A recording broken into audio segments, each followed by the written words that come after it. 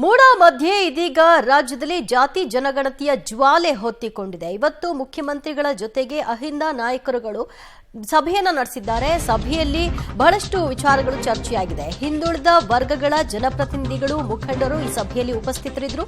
ಕಾಂತರಾಜ್ ಸಮಿತಿ ವರದಿ ಜಾರಿ ಮಾಡುವಂತೆ ಎಲ್ಲರ ಒತ್ತಾಯ ಆಗಿದೆ.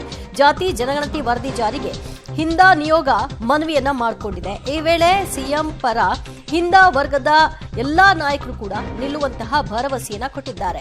ಈಗಾಗಲೇ ಮುಖ್ಯಮಂತ್ರಿಗಳು ಜಾತಿ ಜನಗಣತಿ ವರದಿಯನ್ನ ಜಾರಿ ಮಾಡೋ ವಿಚಾರದಲ್ಲಿ ಪ್ರಸ್ತಾಪ ಮಾಡಿದ್ರು. ಅದರ ಬೆನ್ನಲ್ಲೇ ಒಂದಷ್ಟು ಮೀಟಿಂಗ್ಗಳಾಯಿತು. ನಿನ್ನೆ ಕೂಡ ಹಲವು ನಾಯಕರುಗಳು ಪರ ವಿರೋಧದ ಹೇಳಿಕೆಗಳನ್ನ ಕೊಡ್ತಾ ಇದ್ರು. ಅದರ ಬೆನ್ನಲ್ಲೇ ಇವತ್ತು ನಡೆದಿರುವಂತಹ ಈ ಸಭೆ ಯಾವ ರೀತಿಯಾದಂತಹ ಔಟ್ಕಮ್ಗೆ ಫೈನಲ್ ಆಗಿದೆ ಅನ್ನೋದನ್ನ ಕಾದು ನೋಡಬೇಕು. ಸದ್ಯ ಕ್ಯಾಬಿನೆಟ್ನಲ್ಲಿ ಚರ್ಚಿಸಿ ಆ ನಂತರದಲ್ಲಿ ಇದಕ್ಕೆ ಒಂದು ಅಂತಿಮ ಮುದ್ರೆಯನ್ನ ಹಾಕಲಿದ್ದಾರೆ.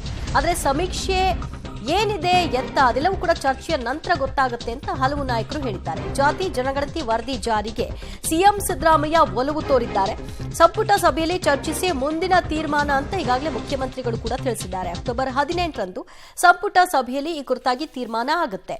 ಸೊ ಆ ಸಂಪುಟ ಸಭೆಯಲ್ಲಿ ಈ ಹೊರಗೆ ಯಾರೆಲ್ಲ ಸಹಿ ಸಂಗ್ರಹ ಮಾಡಿದ್ರು, ವಿರೋಧದ ಹೇಳಿಕೆಯನ್ನ ಕೊಟ್ಟಿದ್ರು, ಸಂಪುಟ ಸಭೆಯಲ್ಲೂ ಕೂಡ ಅದೇ ರೀತಿಯಾದಂತಹ ವಿರೋಧವನ್ನ ವ್ಯಕ್ತಪಡಿಸ್ತಾರಾ ಅಥವಾ ಸರ್ಕಾರದ ಒಂದು ಪ್ರಣಾಳಿಕೆಯಲ್ಲೇ ಇದ್ದಿದ್ರಿಂದ, ಅಂದ್ರೆ ಕಾಂಗ್ರೆಸ್ನ ಪ್ರಣಾಳಿಕೆಯಲ್ಲೇ ಈ ಅಂಶ ಇದ್ದಿದ್ರಿಂದ ತಲೆಬಾಗ್ತಾರಾ ಅನ್ನೋದು ಸದ್ಯದ ಕುತೂಹಲವಾಗಿದೆ. ಈಗ ಎಲ್ಲರ ಚಿತ್ತ ಮುಂದಿನ ಕ್ಯಾಬಿನೆಟ್ನಲ್ಲಿ ಏನಾಗುತ್ತೆ ಅನ್ನೋದರ ಕಡೆಗೆ ವಾಲಿದೆ.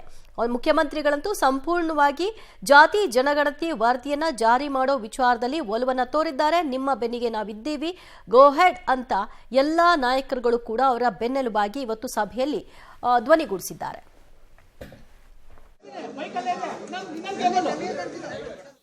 ಜಾತಿ ಜನಗಣತಿ ವಿಚಾರದಲ್ಲಿ ಪರ ವಿರೋಧದ ಚರ್ಚೆ ಇದೆ. ಇದು ಎಲ್ಲಿ ಜೇನುಗೂಡಿಗೆ ಕೈ ಹಾಕದಂತಹ ಪರಿಸ್ಥಿತಿಯೋ ಅಂತ ಹೇಳಿ ಲೋಕಸಭಾ ಚುನಾವಣೆಯವರೆಗೂ ಕೂಡ ಹೋಲ್ಡ್ ಮಾಡಿದ್ರು. ಇನ್ನೂ ಕೂಡ ಹೋಲ್ಡ್ ಮಾಡಿದ್ರೆ ಅದರಲ್ಲಿ ಅರ್ಥ ಇಲ್ಲ ಅಂತ ಬಹುಶಃ ಮುಖ್ಯಮಂತ್ರಿಗಳು ಮಂದಟ್ಟು ಮಾಡಿಕೊಂಡಿರೋ ಹಾಗೆ ಕಾಣಿಸುತ್ತೆ. ಹಾಗಾಗಿ ಮೈಸೂರಿನ ಸಭೆಯಲ್ಲಿ ಕೂಡ ಅದನ್ನು ಪ್ರಸ್ತಾಪಿಸಿದ್ರು. ಅದಾದ ನಂತರದಲ್ಲಿ ಸಾಲು ಸಭೆಗಳಾಗ್ತಾ ಇದೆ.